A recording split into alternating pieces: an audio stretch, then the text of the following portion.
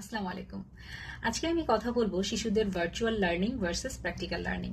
অর্থাৎ একটা শিশু তার ভার্চুয়াল জগৎ থেকে যে লার্নিংটা সে নিচ্ছে সেটা কতটা ইফেক্টিভ এবং তার প্র্যাকটিক্যাল লাইফ থেকে যে নলেজটা সে গেইন করছে সেটা কতটা ইফেক্টিভ।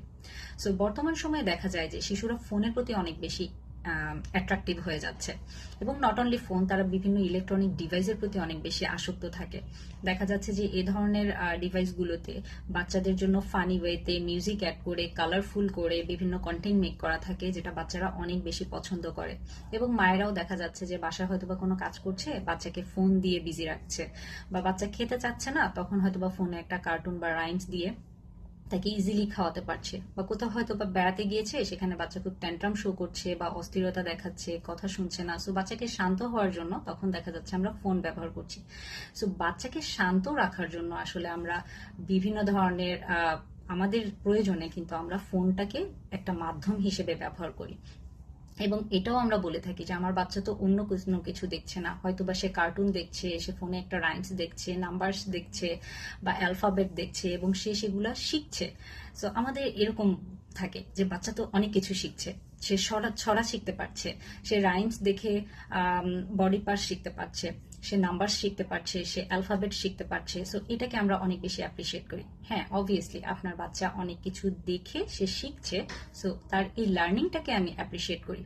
কিন্তু এই যে 1.5 থেকে 3-4 বছরের বাচ্চাদের যে শিক্ষাটাকে আমরা অ্যাকচুয়াল শিক্ষা বলছি, এটা কি একটা বাচ্চার জন্য শুধুমাত্র এই রাইম শেখানো, তার নাম্বার শেখা, অ্যালফাবেট শেখা, ফুলের নাম শেখা, অ্যানিমাল শেখা, এটাই কি তার জীবনের অ্যাকচুয়াল লার্নিং? চাইল্ড ডেভেলপমেন্টে আমরা শিশুর 5টা মেইন ডোমেইনের কথা বলে থাকি। একটা হচ্ছে তার ফিজিক্যাল ডেভেলপমেন্ট, তার কগনিটিভ ডেভেলপমেন্ট, তার ইমোশনাল ডেভেলপমেন্ট, তার language and communication skill and তার সোশ্যালাইজেশন স্কিল। সো এই প্রত্যেকটা ডোমেইন যখন স্কিলগুলো একদম গ্রো আপ হয়, তখন আমরা বলতে পারি যে আমার বাচ্চার অল ডেভেলপমেন্ট খুব সুন্দরভাবে হয়েছে। এবং এই প্রত্যেকটা জিনিসের জন্য কিন্তু বাচ্চার সাথে প্র্যাকটিক্যালি কাজ করতে হয়। যেমন ফিজিক্যাল ডেভেলপমেন্টে আমি যদি বলি যে তার গ্রস মোটর এবং ফাইন মোটরের ডেভেলপমেন্ট খুব প্রয়োজন। সো আমাকে গ্রস মোটর এবং ফাইন মোটর বিভিন্ন অ্যাক্টিভিটি যখন আমি বাচ্চার সাথে করব, তখন তার এই স্কিলগুলো ডেভেলপ হবে। আমি যদি তার কগনিটিভ ডেভেলপমেন্ট করতে চাই, তাকে বিভিন্ন পাজল সলভ করতে দেওয়া বা প্রবলেম সলভিং স্কিলগুলো শেখানো তাকে, তো এভাবে তার হচ্ছে তার কগনিটিভ ডেভেলপমেন্ট গুলো হচ্ছে।